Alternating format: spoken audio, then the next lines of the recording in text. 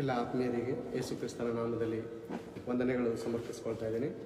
ಈ ದಿನ ಈ ಒಂದು ಗಳಿಗೆ ಈ ಒಂದು ಸಮಯದಲ್ಲಿ ಲೈವಲ್ಲಿ ನಿಮ್ಮನ್ನೆಲ್ಲ ಎದುರು ನೋಡುವುದಕ್ಕೆ ದೇವರು ಈ ಮಹಾ ಒಳ್ಳೆಯ ಅವಕಾಶವನ್ನು ಒದಗಿಸಿಕೊಟ್ಟಿದ್ದಾರೆ. ಅದಕ್ಕಾಗಿ ದೇವರಿಗೆ ಕೃತಜ್ಞತೆಯ ಸ್ತುತಿಗಳನ್ನು ಹೇಳುವವನಾಗಿರ್ತೇನೆ, ಸಮರ್ಪಿಸುವವನಾಗಿರ್ತೇನೆ. ಬಹಳ ಪ್ರಾಮುಖ್ಯವಾದ ಅಂಶ ಈ ದಿನ. ದಯವಿಟ್ಟು ನೀವೆಲ್ಲರೂ ಈ ಲೈವನ್ನು ವೀಕ್ಷಿಸಬೇಕು. ಈ ಸಮ್ಮರ್ ಟೈಮಲ್ಲಿ ಈ ಮಾತುಗಳನ್ನು ಇದೇ ಸಮಯದಲ್ಲಿ ಹೇಳಬೇಕಾಗಿರುವಂಥ ಅವಶ್ಯಕತೆ ಬಹಳ ಪ್ರಾಮುಖ್ಯವಾದದ್ದು. ಅದಕ್ಕಾಗಿ ನೀವೆಲ್ಲರೂ ಜಾಗ್ರತೆಯಿಂದ ಸತ್ಯವೇದ ಗ್ರಂಥದ ಮುಂದೆ ಕೂತುಕೊಳ್ಳಿ. ಅರ್ಧ ಗಂಟೆ 1 ಗಂಟೆ ಕಾಲ ನಾನು ಹೇಳುವಂಥ ವಾಕ್ಯಗಳನ್ನು ನೀವು ಗಮನಿಸಿ ಪರಿಶೀಲನೆ ಮಾಡಿ, ವಾಕ್ಯಕ್ಕನುಸಾರವಾಗಿದ್ದರೆ ಸ್ವೀಕಾರ ಮಾಡಿ, ಇಲ್ಲ ಅಂದರೆ ಬಿಟ್ಬಿಡಿ. ಪ್ರಿಯರೇ, ಪ್ರಾರ್ಥನೆ ಮಾಡಿಕೊಳ್ಳೋಣ. ನನ್ನೊಟ್ಟಿಗೆ ಸೇರಿ ನೀವು ಕೂಡ ಪ್ರಾರ್ಥನೆ ಮಾಡಿ ಎಂದು ನಿಮ್ಮನ್ನು ಪ್ರೀತಿಯಿಂದ ವಿನಂತಿ ಮಾಡಿಕೊಳ್ಳಲಾಗುತ್ತೇನೆ. ನಮ್ಮನ್ನು ಇದುವರೆಗೂ ಕಾದು ಕಾಪಾಡುತ್ತಾ ದಯೆ ತೋರಿಸುತ್ತಾ ಬಂದಂಥ ಪರಲೋಕದ ತಂದೆಯಾದ ದೇವರೇ, ನಿಮ್ಮ ನಾಮಕ್ಕೆ ಸ್ತುತಿಗಳು, ಸ್ತೋತ್ರಗಳು ತಂದೆ. ಈ ಸಂಜೆಯ ವೇಳೆಯಲ್ಲಿ ತಂದೆ ನಿಮ್ಮ ಮಾತುಗಳನ್ನು ಹೇಳುವಂಥ ಭಾರವನ್ನು ನೀವು ಕೊಟ್ಟಿದ್ದಕ್ಕಾಗಿ ಸ್ತೋತ್ರ. ಕೇಳುವಂಥ ನಿಮ್ಮ ಮಕ್ಕಳಿಗೆ ಬೇಕಾಗಿರುವಂಥ ವಿವೇಕವನ್ನು ಹೇಳುವುದಕ್ಕೆ ಬೇಕಾಗಿರುವಂಥ ನನಗೆ ಜ್ಞಾನವನ್ನು ಕೊಟ್ಟು ನೀವು ತಾನೇ ನಡೆಸಿರಿ ತಂದೆ. ನಿಮ್ಮ ಗ್ರಂಥದಲ್ಲಿ ಬರೆಸಿರುವಂಥ ಮಾತುಗಳನ್ನು ತೆಗೆದು ಹೇಳುವಾಗ ಈ ವಿಡಿಯೋಗಳನ್ನು ನೋಡುತ್ತಿರುವಂಥ ಅಥವಾ ನೋಡುವಂಥ ನಿಮ್ಮ ಮಕ್ಕಳು ಇದು ವಚನದಲ್ಲಿ ಇದೆಯೋ ಇಲ್ಲವೋ ಎಂದು ಪರಿಶೀಲನೆ ಮಾಡುವಂಥ ಪರಿಶೋಧಕ ಆತ್ಮವನ್ನು ನೀವು ತಾನೇ ಅನುಗ್ರಹಿಸಿರಿ ತಂದೆ. ಅಪೊಸ್ತಲ ಕೃತ್ಯಗಳು 17ನೇ ಅಧ್ಯಾಯ 10-11 ನೋಡುವಾಗ ಬೆರೋಯ ಪಟ್ಟಣದವರು ಥೆಸಲೋನಿಕ ಪಟ್ಟಣದವರಿಗಿಂತ ಸದ್ಗುಣವುಳ್ಳವರಾಗಿದ್ದು ಭಕ್ತರು ಪೌಲನವರು ಹೇಳುವಂಥ ಮಾತುಗಳು ಗ್ರಂಥದಲ್ಲಿ ಇದೆಯೋ ಇಲ್ಲವೋ ಎಂದು ಪರಿಶೀಲನೆ ಮಾಡಿದಂಥ ಆ ಪರಿಶೋಧನೆಯ ಜ್ಞಾನವುಳ್ಳ ಆಲೋಚನೆಗಳನ್ನು ನಿಮ್ಮ ಮಕ್ಕಳಿಗೆ ದಿನಮಾನಗಳಲ್ಲಿ ಕೊಟ್ಟು ನೀವು ತಾನೇ ತಂದೆ ನಡೆಸಿಕೊಳ್ಳಿರಿ. ಹೇಳುವಂಥ ನನಗೆ ಬೇಕಾಗಿರುವಂಥ ಪರಿಶುದ್ಧಾತ್ಮನ ಜ್ಞಾನವನ್ನು, ಆಲೋಚನೆಯನ್ನು, ಮಾತುಗಳನ್ನು ನೀವು ತಾನೇ ನನ್ನ ಮೂಲಕ ಮಾತನಾಡಬೇಕೆಂದು ತಂದೆ ನಾನು ಕೇಳಿಕೊಳ್ಳುತ್ತಾ ಇದ್ದೇನೆ ತಂದೆ. ನಿಮ್ಮ ಗ್ರಂಥದಲ್ಲಿ ಇರುವ ಮಾತು ಇದ್ದದ್ದು ಇದ್ದ ಹಾಗೆ ಹೇಳುವಂತೆ ಸಹಾಯ ಮಾಡಿ. ವ್ಯರ್ಥವಾದ ಮಾತು, ಕುಚೋದ್ಯವಾದ ಮಾತು, ಮನವೊಲಿಸುವಂಥ ಮಾತು ಅಥವಾ ಮನುಷ್ಯನ ಜ್ಞಾನದ ಅವಲಂಬಿಕೆಯ ಮಾತುಗಳನ್ನು ಹೇಳದೆ ದೇವರ ಆತ್ಮನಿಂದ ಬರುವಂಥ ಮಾತುಗಳನ್ನು ಇದ್ದ ಹಾಗೆ ಮಾತನಾಡುವುದಕ್ಕೆ ಸಹಾಯ ಮಾಡಿ ತಂದೆ. ಪ್ರಾರಂಭದಿಂದ ಅಂತ್ಯದವರೆಗೂ ನನ್ನ ಮೂಲಕ ನೀವೇ ಮಹಿಮೆ ಹೊಂದಬೇಕು, ನನ್ನ ಮೂಲಕ ನೀವೇ ಸ್ತುತಿಗೆ ಪಾತ್ರರಾಗಬೇಕು ತಂದೆ.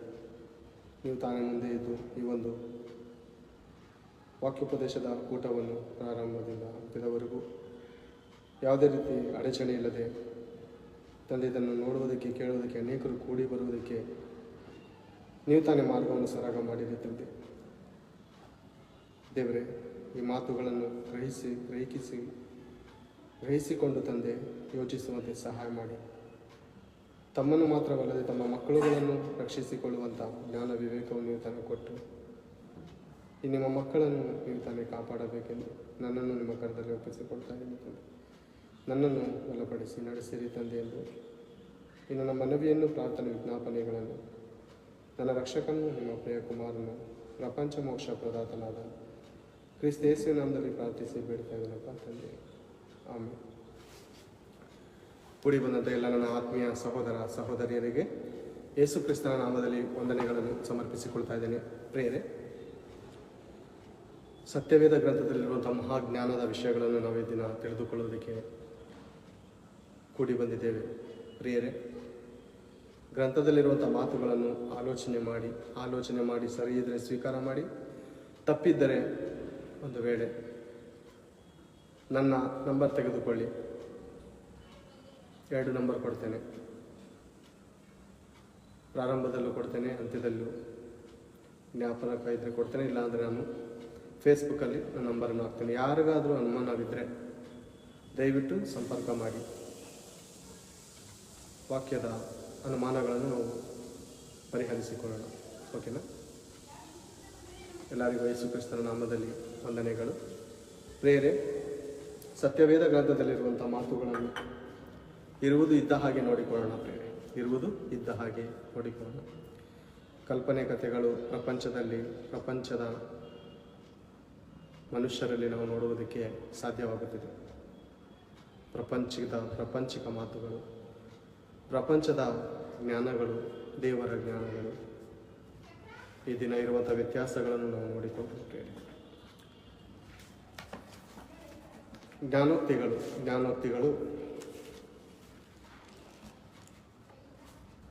4ನೇ ಅಧ್ಯಾಯವನ್ನು ತೆಗೆದುಕೊಳ್ಳೋಣ. ಜ್ಞಾನೋಕ್ತಿಗಳು 4ನೇ ಅಧ್ಯಾಯ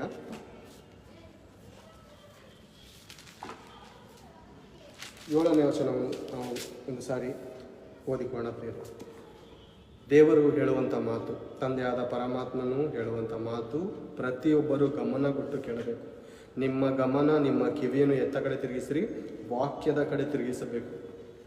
ನಾವು ನಿಜವಾಗ್ಲೂ ಬದುಕಬೇಕು, ನಮ್ಮ ಮಕ್ಕಳು ಬದುಕಬೇಕು, ನಮ್ಮ ಕುಟುಂಬ ಸಂತೋಷದಿಂದ ಇರಬೇಕು, ಸಮಾಧಾನದಿಂದ ಇರಬೇಕು ಅಂದರೆ ಈ ದಿನ ಈ ವಾಕ್ಯಗಳನ್ನು ನೀವು ಸ್ವೀಕಾರ ಮಾಡಿಕೊಳ್ಳಬೇಕು. ಬೇಡ, ಸತ್ಯವಾದದ್ದಾಗಿದ್ದರೆ ಸ್ವೀಕಾರ ಮಾಡಿಕೊಳ್ಳಿ ಅಂತ ಮತ್ತೊಂದು ಸಾರಿ ಹೇಳ್ತಾ ಇದ್ದೀನಿ.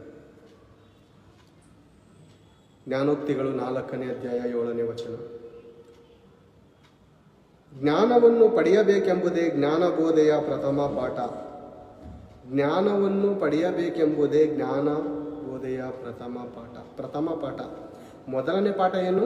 ಮೊದಲನೇ ಪಾಠ ಏನು ಪ್ರಿಯರೇ? ಜ್ಞಾನಬೋಧೆಯ ಪ್ರಥಮ ಪಾಠ. ಜ್ಞಾನವನ್ನು ಪಡೆಯಬೇಕೆಂಬುದೇ ದೇವರ ಆಸೆ. ಪ್ರಥಮ ಪಾಠ ಅಂತ, ಮೊದಲನೇ ಪಾಠ ಪ್ರಿಯರೇ. ಹೌದಾ? ಹೌದು ಪ್ರಿಯರೇ, ಸತ್ಯವೇದ ಗ್ರಂಥದಲ್ಲಿ ಹೀಗೆ ಬರೆಯಲ್ಪಟ್ಟಿದೆ. ನೀವು ಬೇಕಾದ್ರೆ ಒಂದು ಸಾರಿ ಸತ್ಯವೇದದಲ್ಲಿ ತೆಗೆದು ನೋಡಿ. ಪ್ರಥಮ ಪಾಠಶಾಲೆ ಎಲ್ಲಿದೆ? ಪ್ರಥಮ ಪಾಠಶಾಲೆ ಎಲ್ಲಿದೆ ಪ್ರಿಯರೇ? ಎಲ್ಲಿದೆ ಪ್ರಥಮ ಪಾಠಶಾಲೆ? ಸತ್ಯವೇದ ಗ್ರಂಥದಲ್ಲಿ ಹೇಳ್ತಾ ಇದೆ, ನನ್ನ ಹತ್ರ ಇದೆ ಅಂತ. ನೀವು, ನಾವು, ನಮ್ಮ ಮಕ್ಕಳು, ನಿಮ್ಮ ಮಕ್ಕಳು ಎಲ್ಲಿ ಪ್ರಥಮ ಪಾಠವನ್ನು ಹುಡುಕುತ್ತಿದ್ದೇವೆ, ಎಲ್ಲಿ ಅವರನ್ನು ಹುಡುಕಿಸುತ್ತಿದ್ದೇವೆ ಅಂತ ಒಂದು ಚೂರು ಆಲೋಚನೆ ಮಾಡೋಣ. ಹಾಗೆ ನೋಡಿಕೊಂಡು ಎಲ್ಲೂ ಒಂದು ವಚನಗಳನ್ನು ಬೇರೆ ವಚನಗಳನ್ನೆಲ್ಲ ನೀವು ಬರೆದುಕೋಬೇಕು ಪ್ರಿಯರೇ. ಬರ್ಕೋಬೇಕು. ನೀವು ವಚನಗಳನ್ನು ಬರೆದುಕೊಂಡ್ರೆ ನಿಮಗೆ ತುಂಬ ಅನುಕೂಲ ಆಗುತ್ತೆ, ತುಂಬಾ ಅನುಕೂಲ ಆಗುತ್ತೆ. ವಚನಗಳನ್ನು ಬರೆದುಕೊಳ್ಳಿ.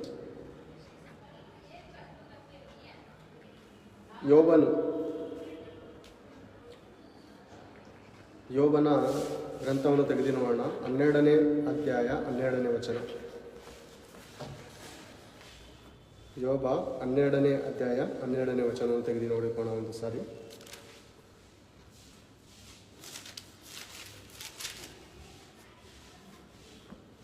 ಜ್ಞಾನವು ವೃದ್ಧರಲ್ಲೇ ಅಡಗಿದೆಯೋ, ದೀರ್ಘಾಯುಷ್ಯವು ವಿವೇಕವು ಒಂದೇನೋ. ದೇವರು ಹೇಳ್ತಾ ಇದ್ರೆ ಜ್ಞಾನವು ವೃದ್ಧರಲ್ಲೇ ಅಡಗಿದೆಯೋ. ನಾವೇನು ಅನ್ಕೋತೀವಿ? ಜ್ಞಾನ ಇಂಥ ಒಂದು ದೊಡ್ಡ ಫಾಸ್ಟರ್ ಹೇಳಿದ್ರೆ ಸತ್ಯವಾದ ಮಾತನ್ನೇ ಹೇಳ್ತಾರೆ. ಯಾಕಂದರೆ ಅವ್ರಿಗೆ 15 ವರ್ಷ 20 ವರ್ಷ ಸರ್ವಿಸ್ ಇದೆ. ಅವರು ಹೇಳಿದ್ರೆ ಮಾತ್ರ ಅನುಭವದ ಮಾತನ್ನು ಹೇಳ್ತಾರೆ ಅಂತ ನಮ್ಮಲ್ಲಿ ಕೆಲವರು ಅನ್ಕೋತಾರೆ. ಕ್ರೈಸ್ತರಲ್ಲೂ ಅಂದುಕೋತಾರೆ, ಹೊರಗಡೆ ಇರುವಂಥ ನಮ್ಮ ಅನೇಕ ಸಹೋದರರು ಕೂಡ ಹಾಗೆ ಅನ್ಕೋತಾರೆ. ಯಾಕಂದರೆ ಅವ್ರು ತುಂಬ ಎಕ್ಸ್ಪೀರಿಯೆನ್ಸ್ ಇದ್ದಾರೆ ರೀ, ಅವರು ತುಂಬ ತಿಳಿದವರು, ಅವ್ರಿಗೆ ಸರ್ವಿಸ್ ಆಗಿರೋಷ್ಟು ನನಗೆ ವಯಸ್ಸಾಗಿಲ್ಲ ಅಂತ ಅಲ್ವಾ? ಹಾಗೆ ಇಲ್ಲಿ ವಾಕ್ಯ ಬರೆಯಲ್ಪಟ್ಟಿದೆ. ಏನು ಹೇಳಿದೆ? ದೇವರೇನು ಹೇಳಿದ್ದಾರೆ? ಮನುಷ್ಯರ ಆಲೋಚನೆ ಯಾವ ರೀತಿ ಐತೆ, ದೇವರ ಆಲೋಚನೆ ಯಾವುದೇ ಐತೆ ಅಂತ ಆಯ್ತಾ ಒಂದು ಸರಿಯಾದ ಆಲೋಚನೆ ಮಾಡಿ. 12 ಜ್ಞಾನವು ವೃದ್ಧರಲ್ಲೇ ಅಡಗಿದೆಯೋ, ದೀರ್ಘಾಯುಷ್ಯವು ವಿವೇಕವು ಒಂದೇನೋ. ಜ್ಞಾನವು ವೃದ್ಧರಲ್ಲೇ ಅಡಗಿದೆಯೋ ಅಂತ ಕ್ವಶನ್ ಹಾಕಿದ್ದಾರೆ ಅಲ್ಲಿ ದೇವರು. ಕ್ವಶನ್ ಅಂದರೆ ನೀವು ಜ್ಞಾನ ವಯಸ್ಸಾದವ್ರ ಹತ್ರನೇ ಇದೆ ಅಂತ ಅಂದ್ಕೊಂಡ್ರೆ ನಿಮಗಿಂತಲೂ ಮೂಢರು, ನಿಮಗಿಂತಲೂ ಅಜ್ಞಾನಿಗಳು, ನಿಮಗಿಂತಲೂ ಹುಚ್ಚರು ಈ ಲೋಕದಲ್ಲಿ ಯಾರೂ ಇರುವಂತೆ. ಜ್ಞಾನ ಒಂದು ವೇಳೆ ವೃದ್ಧರಲ್ಲೇ ವಯಸ್ಸಾದವರಲ್ಲೇ ಐತೆ ಅಂದ್ಕೊಂಡ್ರೆ ದೇವರು ಹೇಳುವಂಥ ಮಾತು ಕ್ವಶನ್ ಹಾಕಿದರಲ್ಲಿ, ನಮಗಿಂತಲೂ ಮೂಢರು, ಅಜ್ಞಾನಿಗಳು, ಹುಚ್ಚರು ಯಾರೂ ಇಲ್ಲ. ಹೌದು ಪ್ರಿಯರೇ, ಜ್ಞಾನವು ವೃದ್ಧರಲ್ಲೇ ಅಡಗಿದೆಯೋ. ಅಡಗಿದೆ ಅಂದರೆ ಅಡಗಿದೆ, ಅವ್ರ ಹತ್ರ ಐತೆ, ನಾವು ಅವರಿಂದ ಜ್ಞಾನ ಪಡ್ಕೋಬೇಕು ಅಂತ ಆಲೋಚನೆ ಮಾಡ್ಬೋದು. ಆದರೆ ದೇವ್ರು ಏನು ಹೇಳ್ತಾ ಇದ್ದಾರೆ, ಅಡಗಿದೆಯೋ ಅಂದರೆ ಕ್ವಶನ್ ಆಗ್ತಾ ಇದ್ದಾರೆ ದೇವರು. ಅಡಗಿದೆಯಾ? ಇಲ್ಲ ಪ್ರೇರೆ. ದೀರ್ಘಾಯುಷ್ಯವು ವಿವೇಕವು ಒಂದೇನು ಅಂದರೆ ದೀರ್ಘ ಆಯುಷ್ಯು ವಿವೇಕವು ಒಂದೇನು? ಆಯುಷ್ಗೂ ವಿವೇಕಕ್ಕೂ ಒಂದೇನಾ? ಆಯುಷ್ ಕಾಲ ವಿವೇಕವು ಒಂದಲ್ಲ ಪ್ರೇರೆ, ಬೇರೆ ಬೇರೆ ಬೇರೆ ಬೇರೆ ಆಗಿದೆ. ವಿವೇಕ ಬೇರೆ, ದೀರ್ಘ ಆಯುಷ್ಯು ಬೇರೆ.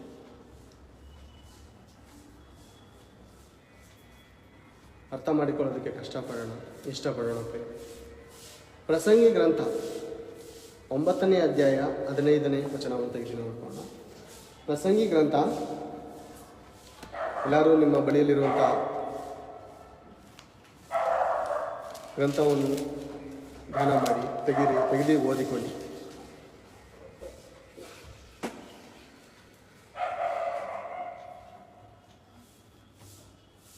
ಕಿರ್ಕಿಲಾಗ್ತದೆ. 9ನೇ ಅಧ್ಯಾಯ ಪ್ರಸಂಗಿ 9, 15, 16. ಆಗ ಅಲ್ಲಿದ್ದವರು ತಮ್ಮಲ್ಲಿ ಒಬ್ಬ ಬಡ ಜ್ಞಾನಿಯನ್ನು ಕಂಡುಕೊಂಡರು. ಅವನು ತನ್ನ ಜ್ಞಾನದಿಂದಲೇ ಆ ಪಟ್ಟಣವನ್ನು ರಕ್ಷಿಸಿದನು. ಆದರೆ ಆ ಬಡ ಜ್ಞಾನಿಯನ್ನು ಯಾರೂ ಸ್ಮರಿಸಲಿಲ್ಲ. ಒಬ್ಬ ಬಡ ಜ್ಞಾನಿಯಂತೆ, ಶ್ರೀಮಂತನಲ್ಲ. ಶ್ರೀಮಂತರು ಕೋಟು ಸೂಟು ಹಾಕಿರೋರು ಏನು ಹೇಳಿದ್ರು ಸೈ ಅಂತ ಅಂದುಕೊಳ್ಳುವಂಥ ಈ ಪ್ರಪಂಚದಲ್ಲಿ ಒಬ್ಬ ಬಡ ಜ್ಞಾನಿ ತನ್ನ ಜ್ಞಾನದಿಂದ ಪಟ್ಟಣವನ್ನು ರಕ್ಷಿಸ್ತಾನಂತೆ. ಪಟ್ಟಣಕ್ಕೆ ಈ ರೀತಿ ಆಪತ್ತು ಬರ್ತಾ ಇದೆ, ನಾವು ಕೇರ್ಫುಲ್ ಆಗಿರಬೇಕು, ನಾವು ಜಾಗ್ರತೆಯಿಂದ ಇರಬೇಕು, ನಾವು ಎಚ್ಚರಿಕೆಯಿಂದ ಇರಬೇಕು ಎಂದು ಅನೇಕ ಬುದ್ಧಿವಾದಗಳನ್ನು ಹೇಳಿ ಆ ಪಟ್ಟಣವನ್ನು ರಕ್ಷಿಸಿದವನು ಒಬ್ಬ ಬಡ ಜ್ಞಾನಿ. ಆದರೆ ಜನರು ಏನು ಮಾಡಿದ್ರಂತೆ, ಆ ಬಡ ಜ್ಞಾನಿಯನ್ನು ಯಾರೂ ಸ್ಮರಿಸಲಿಲ್ವಂತೆ. ಅಂದರೆ ಅವನ್ನ ಇಷ್ಟಪಡಲಿಲ್ಲ, ಯಾರು ಲೈಕ್ ಮಾಡಲಿಲ್ಲ. ಯಾಕೆ ಗೊತ್ತಾ ಕಾರಣ ಏನು ಹೇಳಿ? ದೇವರು ಕೇವಲ ಜ್ಞಾನಿವಂತನಾಗಿದ್ದರೆ ಅವನು ಇಷ್ಟಪಡೋರು. ಅವನು ಯಾರು ಗೊತ್ತಾ? ಬಡವನಂತೆ. ಅಂದರೆ ಬಡ ಜ್ಞಾನಿ ಏನು ಹೇಳಿದ್ರು ಅದನ್ನು ಒಪ್ಕೊಳ್ಳುವಂಥ ಸ್ಥಿತಿಲಿಲ್ವ ಪ್ರಪಂಚ ಅಂತ ಅಂದರೆ ಇಲ್ಲ ಪ್ರಿಯ. ಕ್ರೈಸ್ತರ ಮಧ್ಯದಲ್ಲಿ ಏನಾದರೂ ಸ್ವೀಕಾರ ಮಾಡ್ಕೊಳ್ತೀವ? ಕೋಟು ಸೂಟು ಟೈ, ಒಂದೊಂದು ಪ್ರಸಂಗಕ್ಕೆ ಒಂದೊಂದು ಸೂಟು, ಒಂದೊಂದು ಪ್ರಸಂಗಕ್ಕೆ ಒಂದೊಂದು ಟೈ, ಒಂದೊಂದು ಪ್ರಸಂಗಕ್ಕೆ ಒಂದೊಂದು ಥರ ಡಿಸೈನ್ ಶರ್ಟ್ಗಳು ಪ್ಯಾಂಟ್ಗಳು ಹಾಕೋ ಬಂದು ನಿಂತ್ಕೊಂಡು ವಾಕ್ಯ ಹೇಳಿದ್ರೆ ಅವ್ರ ವಾಕ್ಯ ಮಾತ್ರ ತುಂಬ ಸತ್ಯವಾದದಾಗಿರುತ್ತೆ, ಕೇಳೋಣ ಅಂತ ಮಾಯದಲ್ಲಿ ಏನಾದರೂ ಇದ್ದೀರಾ? ಅಥವಾ ಸತ್ಯವೇದ ಗ್ರಂಥದಲ್ಲಿ ಇರುವಂಥ ವಾಕ್ಯಗಳನ್ನು, ಇರುವ ವಚನವು ಇದ್ದದ್ದು ಇದ್ದ ಹಾಗೆ ಹೇಳುವಂಥವ್ರು ಯಾರೇ ಆಗಿದ್ರೂ ಪರವಾಗಿಲ್ಲ, ಬಡ ಸೇವಕನಾಗಿದ್ರೂ ಪರವಾಗಿಲ್ಲ, ಕೋಟ್ಯಾಧೀಶ್ವರನಾಗಿದ್ರೂ ಪರವಾಗಿಲ್ಲ, ಭಿಖಾರಿ ಆಗಿದ್ರೂ ಪರವಾಗಿಲ್ಲ, ತಿನ್ನೋದಕ್ಕೆ ಅನ್ನ ಇಲ್ಲದವನು ಆಗಿರುವ ಸೇವಕನಾಗಿದ್ರೂ ಪರವಾಗಿಲ್ಲ, ಈ ವಚನವನ್ನು ಇರೋದಿದ್ದ ಹಾಗೆ ಹೇಳ್ತಾ ಇದ್ದಾರಾ ಅಂತ ಆಲೋಚನೆ ಮಾಡುವಂಥ ಜ್ಞಾನ ನಮ್ಮಲ್ಲಿದೆಯಾ? ಒಬ್ಬ ಬಡ ಜ್ಞಾನಿ ತನ್ನ ಜ್ಞಾನದಿಂದಲೇ ಪಟ್ಟಣವನ್ನು ರಕ್ಷಿಸಲು ಉಪಾಯ ಮಾಡಿದಾಗ ತನ್ನ ಜ್ಞಾನದಿಂದಲೇ ಆ ಪಟ್ಟಣವನ್ನು ರಕ್ಷಿಸಿದನಂತೆ. ಆದರೆ ಆ ಬಡ ಜ್ಞಾನಿಯನ್ನು ಯಾರೂ ಸ್ಮರಿಸಲಿಲ್ಲ. ನಾನು ಇದನ್ನು ನೋಡಿ ಬಲಕ್ಕಿಂತ ಜ್ಞಾನವೇ ಶ್ರೇಷ್ಠ ಎಂದು ಪ್ರಸಂಗಿಯಾದ ಸೊಲೊಮೋನನ್ನು ಹೇಳ್ತಾ ಇದ್ದೇನೆ. ಬಲಕ್ಕಿಂತ ಜ್ಞಾನವೇ ಶ್ರೇಷ್ಠವಂತೆ, ಬಲಕ್ಕಿಂತ ಜ್ಞಾನವೇ ಶ್ರೇಷ್ಠ. ಬೇರೆ ಲೋಕದಲ್ಲಿ ಒಂದು ಮಾತೈತೆ ಬೇರೆ, ಏನು ನಿನಗೆ ಶಕ್ತಿ ಐತೆ ಅಂತ ಬಂಡೆಗೆ ತಲೆ ಹೊಡಿತ್ಯಾ? ಬಂಡೆಗೆ ಗೊತ್ತೀಯೇನೋ? ನಿನಗೆ ಜ್ಞಾನ ಇಲ್ವೇನೋ? ಬಂಡೆ ನಿನಗಿಂತ ಗಟ್ಟಿ ಐತೆ ಕಣೋ. ಬಂಡೆ ಅಜ್ಞಾನಿ, ಅರ್ಥ ಮಾಡ್ಕೋ, ಬಂಡೆ ನಿನಗಿಂತಲೂ ಗಟ್ಟಿಯಾಗಿದೆ. ಹೊಡೆದ್ರೆ ನಿನ್ನ ತಲೆ ಏನಾಗುತ್ತೆ? ಒಡೆದೋಗುತ್ತೆ, ಚೂರಾಗುತ್ತೆ ನಿನ್ನ ತಲೆಯಲ್ಲಿ ರಕ್ತ ಸುರಿಯುತ್ತೆ. ಹೌದಾ? ಕೆಲವು ನೋಡಿ, ಅವ್ರ ಬಲಕ್ಕಿಂತ ಹೆಚ್ಚಾಗಿ ಅವ್ರಿಗೆ ತನ್ನ ಒಂದು ಅಹಂಭಾವದ ಮೇಲೆ ಬಹಳ ಗರ್ವ ಇರುತ್ತೆ. ನನ್ನನ್ನು ಎದುರಿಸೋರು ಯಾರು, ನನ್ನನ್ನು ಬೀಳಿಸೋರು ಯಾರು ಅಂತ ತಲೆಯಲ್ಲೇ ಮೆರೆಯುವಂಥ ಅನೇಕರು ಇರ್ತಾರೆ. ಎದುರುಗಡೆ ಇರುವಂಥ ಮನುಷ್ಯನ ಕೆಪಾಸಿಟಿ ಗೊತ್ತಿರಲ್ಲ, ಎದುರುಗಡೆ ಇರುವಂಥ ಪ್ರಾಣಿಗಳ ಕೆಪಾಸಿಟಿ ಗೊತ್ತಿರಲ್ಲ, ಎದುರುಗಡೆ ಇರುವಂಥ ಆ ಶಕ್ತಿಯ ಪ್ರದರ್ಶನ ಏನಂತ ಗೊತ್ತಿರಲ್ಲ. ತನ್ನ ಒಂದು ಬಲ, ತೋಳಿನಲ್ಲಿ ಬಲ ಇರ್ತದಲ್ಲ ಬೇರೆ, ಅದ್ರ ಮೇಲೆ ಬಹಳ ಅಹಂಕಾರದಿಂದ ಮೆರೆಯುವಂಥವ್ರು ಕೆಲವರು ಇರ್ತಾರೆ. ಅಂಥವ್ರಿಗೆ ಈ ಗ್ರಂಥ ಹೇಳುವಂಥ ಮಾತೇನು ಅಂದರೆ, ನಾನು ಇದನ್ನು ನೋಡಿ ಬಲಕ್ಕಿಂತ ಜ್ಞಾನವೇ ಶ್ರೇಷ್ಠ. ಆದರೆ ಜನರು ಬಡವನ ಜ್ಞಾನವನ್ನು ತಾತ್ಸಾರ ಮಾಡಿ ಅವನ ಮಾತುಗಳನ್ನು ಗಮನಿಸರು. ಏನು ಬೇರೆ? ಬಡವನ ಮಾತು, ಬಡವನ ಜ್ಞಾನ ಪ್ರಪಂಚ ತಾತ್ಸಾರ ಮಾಡ್ತಂದ್ರೆ ಕೇರ್ಲೆಸ್. ಕೇರ್ನ ಲೆಸ್ ಮಾಡ್ತಾರಂತೆ, ಒಳ್ಳೆಯದನ್ನ ತಿರಸ್ಕಾರ ಮಾಡ್ತಾರಂತೆ, ಬುದ್ಧಿಹೀನತೆಯನ್ನು ಅವಲಂಬಿಸ್ತಾರಂತೆ. ಪ್ರಪಂಚ ಹಾಗೆ ಇದೆಯಾ? ಹೌದು ಪ್ರೇರೆ. ಕ್ರೈಸ್ತರ ಮಧ್ಯದಲ್ಲಿ ಹಾಗಿದ್ದಾರಾ? ಇರು ಕ್ರೈಸ್ತರಲ್ಲಿ. ಬೇರೆಯವರು ನಮಗೆ ಬೇಕಾಗಿಲ್ಲ ಇವಾಗ ಈ ಸಂದೇಶಕ್ಕೆ. ಕ್ರೈಸ್ತರ ಬಗ್ಗೆ ಈಗ ಬರೋಣ ಪ್ರೇರೆ. ಇನ್ನೊಂದ್ಸರಿ ವಚನ ಓದ್ಕೊಂಡು. ಆದರೂ ಜನರು ಬಡವನ ಜ್ಞಾನವನ್ನು ತಾತ್ಸಾರ ಮಾಡಿ ಅವನ ಮಾತುಗಳನ್ನು ಗಮನಿಸಲ್ವಾ? ಅಂದರೆ ನಿಮಗೆ ಎಕ್ಸ್ಪೀರಿಯನ್ಸ್ ಇರುವಂಥ ಸೇವಕರು, 20 ವರ್ಷ 25 ವರ್ಷ ಅಥವಾ 10 ವರ್ಷ ಅಲ್ವಾ, ಪದವಿಗಳು ತಗೊಂಡಿರ್ತಾರೆ. ಕೆಲವರು ಡಾಕ್ಟರ್ ಪದವಿ, ಕೆಲವರು ಬಿಷಪ್ ಪದವಿ, ಕೆಲವರು ರೆವರೆಂಟ್ ಪದವಿ. ಈ ಪದವಿಗಳು ತಗೊಂಡಿರೋರು ಎಂಥ ಮಾತುಗಳನ್ನು ಹೇಳಿದ್ರೆ ನೀವು ಕೇಳುವಂಥ ಸ್ಥಿತಿಲಿ ಇದ್ದೀರಾ ಅಂತಂದರೆ ಕೇಳ್ತೀರಿ. ಯಾಕೆ ಹೇಳಿ? ಅವ್ರ ಹತ್ರ ಹಣ ಇದೆ, ಅವ್ರ ಹತ್ರ ಆಯಸ್ ಇದೆ, ಅವ್ರ ಹತ್ರ ಎಕ್ಸ್ಪೀರಿಯನ್ಸ್ ಇದೆ ಅಂತ ನೀವು ಅಂದುಕೊಂಡು ಅವ್ರ ಮಾತನ್ನ ಸ್ವೀಕಾರ ಮಾಡ್ತಾ ಇದ್ದೀರಾ? ಹೌದಾ? ಅಂದರೆ ಬಡ ಜ್ಞಾನಿ ನಿಮ್ಮನ್ನು ರಕ್ಷಿಸಬೇಕು, ನಿಮ್ಮನ್ನು ಕಾಪಾಡಬೇಕು ಅನ್ನುವಂಥ ಆಲೋಚನೆಯಲ್ಲಿ, ದೇವರ ಆಲೋಚನೆಯಲ್ಲಿ ಇರುವಾಗ ಆತನ ಮಾತನ್ನು ತಿರಸ್ಕಾರ ಮಾಡುವವರು ನಿಜವಾಗ್ಲೂ ನಾವು ದೇವರ ಮಾತುಗಳನ್ನು ಅರ್ಥ ಮಾಡ್ಕೊಳ್ಳೋದಕ್ಕಾಗುತ್ತಾ ಅಂತೀರ? ಆಗಲ್ಲ ಪ್ರೇರೆ, ಆಗಲ್ಲ. ವಾಕ್ಯ ಹೇಳುವವರು ಎಂಥವರೇ ಆಗಿರ್ಬೋದು. ಯೇಸು ಸ್ವಾಮಿ ಏನು ಹೇಳ್ತಾರೆ ಗೊತ್ತಾ? ಯೇಸು ಸ್ವಾಮಿ ಹೇಳುವಂಥ ಮಾತು, ಸದುಕಾಯರು, ಪರಿಸಾಯರು, ಶಾಸ್ತ್ರಿಗಳು ಅವ್ರು ಏನು ಹೇಳ್ತಾರೋ ಅದನ್ನು ಅವಲಂಬಿಸಿ, ಆದರೆ ಅವರಂತೆ ನಡೆಯಬೇಡಿ ಅಂತಾರೆ. ಅಂದರೆ ನಿನ್ನ ಮುಂದೆ ಬಂದು ಕತ್ತೆ ಬುದ್ಧಿವಾದ ಹೇಳ್ತದೆ ಪ್ರೇರೆ. ಕತ್ತೆ ಬುದ್ಧಿವಾದ ಹೇಳುತ್ತಾ ಯಾರಿಗೆ? ಬಿಳಾಮನಿಗೆ ಕತ್ತೆ, ನೋಡಪ್ಪ ಅಲ್ಲಿ ಮುಂದ್ಗಡೆ ಹೋದ್ರೆ ನಿನ್ನ ಡೇಂಜರ್ ಪೊಸಿಷನ್ ಐತಿ ಅಂತ ಗ್ವಾಡೆಗೆ ಸೇರಿಸಿ ಬ್ರೇಕ್ ಹೊಡಿತಾರೆ ಪ್ರೇರೆ ಕತ್ತೆ. ಹೌದಾ? ಹೌದು. ಆಗ ಈ ಮೂಢನಾದ ಯಾರು, ಕಣ್ಣು ಕಾಣದಂತೆ ಯಾರು, ಯಾರು ಬಿಳಾಮನು ಹೊಡಿತಾನೆ ಪ್ರೇರೆ. ಅದಕ್ಕೆ ಕತ್ತೆಗೆ ಹೊಡಿತಾನೆ, 3 ಸಾರಿ ಹೊಡಿತಾನೆ. ಕತ್ತೆ ಹೇಳುತ್ತೆ, ಏನಪ್ಪ ನಿನ್ಗೆ ಇಷ್ಟು ದಿನ ನಾನು ನಿನ್ನ ಕರ್ಕೊ ಹೋಗ್ತಾ ಇದ್ದೀನಿ, ಯಾವತ್ತಾದ್ರೂ ನಿನ್ಗೆ ಈ ರೀತಿ ಮಾಡಿದ್ದೀನ? ಮುಂದೆ ಡೇಂಜರ್ ಐತೆ, ಮುಂದೆ ಬಿಚ್ಚು ಕತ್ತಿ ಹಿಡ್ಕೊಂಡು ದೇವದೂತನ ಕಾಣ್ತಾನೆ. ನಿನ್ನ ಕಣ್ಣೇನಾಗಿದೆ ಅಂದರೆ ಹಣದಿಂದ ಕುರುಡನಾಗಿದ್ದೆ ನೀನು ಹಣ ನೋಡಿ ಆ ಬಾಲಕನು ಕೊಡುವಂಥ ಹಣಕ್ಕೋಸ್ಕರ ನೀನು ಕಕೃತಿ ಬಿದ್ದು ದೇವರ ಆಜ್ಞೆಗಳನ್ನು ತಿರಸ್ಕಾರ ಮಾಡಿ ನೀನು ಓಡ್ತಾ ಇದೀಯಾ. ಆದರೆ ದೇವರು ನಿನ್ನ ಒಂದು ಜ್ಞಾನ, ತಿಳುವಳಿಕೆ ನಿನಗೆ ಅರ್ಥ ಆಗದಿದ್ದಾಗ ದೇವರ ಮಾತು, ನಿನ್ನ ಜ್ಞಾನವು ಮಂಕು ಪಡೆದಿರುವಾಗ ನನಗೆ ದೇವರು ಮಾತು ಕೊಡ್ತಾ ಇದ್ದಾನೆ. ನಾನು ಮಾತಾಡಿದ್ರೆ ನಿನಗೆ ಆಶ್ಚರ್ಯ ಪಡ್ತೀನು. ನಾನು ಮಾತಾಡಿದ್ರೆ ನೀನು ಆಶ್ಚರ್ಯಪಟ್ಟು ನೀನು ಅಂತೀನು ಅಂತ ನನಗೆ ಕಳಿಸಿದ್ದಾರೆ ಅಂತ ಕತ್ತೆ ಬುದ್ಧಿವಾದ ಹೇಳುತ್ತೆ. ಕತ್ತೆ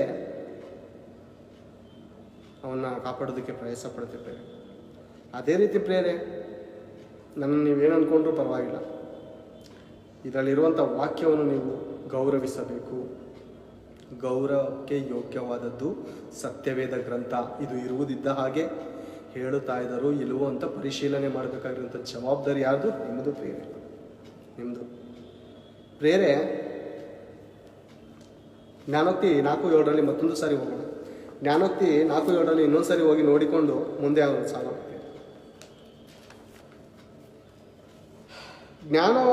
ಜ್ಞಾನವನ್ನು ಪಡೆಯಬೇಕೆಂಬುದೇ ಜ್ಞಾನಬೋಧೆಯ ಪ್ರಥಮ ಪಾಠ. ನಿನ್ನ ಎಲ್ಲ ಸಂಪತ್ತಿನಿಂದಲೂ ವಿವೇಕವನ್ನು ಪಡೆ. ಜ್ಞಾನವೆಂಬಾಕೆಯು ಶ್ರೇಷ್ಠಳು ಎಂದು ನೀನು ಭಾವಿಸಿದರೆ ಆಕೆಯು ನಿನ್ನನ್ನು ಉನ್ನತಿಗೆ ತರುವಳು. ಯಾವ ಜ್ಞಾನ ಬಗ್ಗೆ ಮಾತಾಡ್ತಾ ಇದ್ದಾರೆ ದೇವರು? ಪ್ರೇರೆ, ಯಾವ ಜ್ಞಾನದ ಬಗ್ಗೆ ಮಾತಾಡ್ತಾ ಇದ್ದಾರೆ? ನಮ್ಮ ಮಕ್ಕಳಿಗೆ ಶಿಶುವಾರದಿಂದ ಹಿಡಿದು ಸ್ಕೂಲಿಂದ ಹಿಡಿದು ಯೂನಿವರ್ಸಿಟಿಯಿಂದ ಹಿಡಿದು ಅನೇಕ ವಿಷಯಗಳಲ್ಲಿ ಅನೇಕ ಜ್ಞಾನವನ್ನು ನೀವು ಕಲಿಸಕ್ಕೆ ಹೋಗಿದ್ದೀರಾ ಅಂತ ನೀವು ಅಂದ್ಕೋತಾ ಇದ್ದೀರಾ. ದೇವರು ಯಾವ ಜ್ಞಾನದ ಬಗ್ಗೆ ಮಾತಾಡ್ತಾ ಇದ್ದಾರೆ, ನೀವು ಯಾವ ಜ್ಞಾನದ ಬಗ್ಗೆ ಅಂತ ಅಂದ್ಕೊಂಡಿದ್ದೀರ? ಅನೇಕರು ಯಾಕೋಬ ಪತ್ರಿಕೆ 1ನೇ ಅಧ್ಯಾಯ 5ನೇ ವಚನದಲ್ಲಿ ಹೇಳ್ತಾರೆ. ಅಂದರೆ ಯಾಕೋಬ 1:5 ಯಾರಿಗಾದರೂ ಜ್ಞಾನ ಕಡಿಮೆಯಾಗಿದ್ದರೆ ಕೇಳಿಕೊಳ್ಳಲಿ, ದೇವರು ಅಂಗಿಸದೆ ಉದಾರವಾಗಿ ಕೊಡುವನು. ಎಲ್ಲರಿಗೂ ಈ ವಚನ ಗೊತ್ತಿದೆ, ಎಲ್ಲರಿಗೂ ಈ ವಚನ ಬಹಳ ಚಿರುಪರಿಚಯ ಪ್ರಿಯರೇ. ಆದರೆ ಯಾವ ಜ್ಞಾನ ಇದು ಜ್ಞಾನ ಯಾವ ಜ್ಞಾನ ಅಂತ ಇದು ಗೊತ್ತಾ ನಿಮಗೆ? ಇದು ಯಾವ ಜ್ಞಾನ ಅಂತ ಗೊತ್ತಾ ನಿಮಗೆ? ಯಾವ ಜ್ಞಾನ ಅಂತ ಗೊತ್ತಾ? ಅದು ದೇವರು ಇಲ್ಲಿ ಜ್ಞಾನ ಪಡೆಯಬೇಕೆಂಬುದೇ ಪ್ರಥಮ ಪಾಠ. ಮೊದಲನೇ ಪಾಠ ನೀನೇನು ಪಡಿಬೇಕು? ಜ್ಞಾನವನ್ನು ತೆಗೆದುಕೊಳ್ಬೇಕು. ಆ ಜ್ಞಾನ ಯಾವುದು? ಯಾವ ಜ್ಞಾನ? ಅದೇ ಯಾಕೋಬ 3 ನೋಡಿಕೊಳ್ಳೋಣ. ಯಾಕೋಬ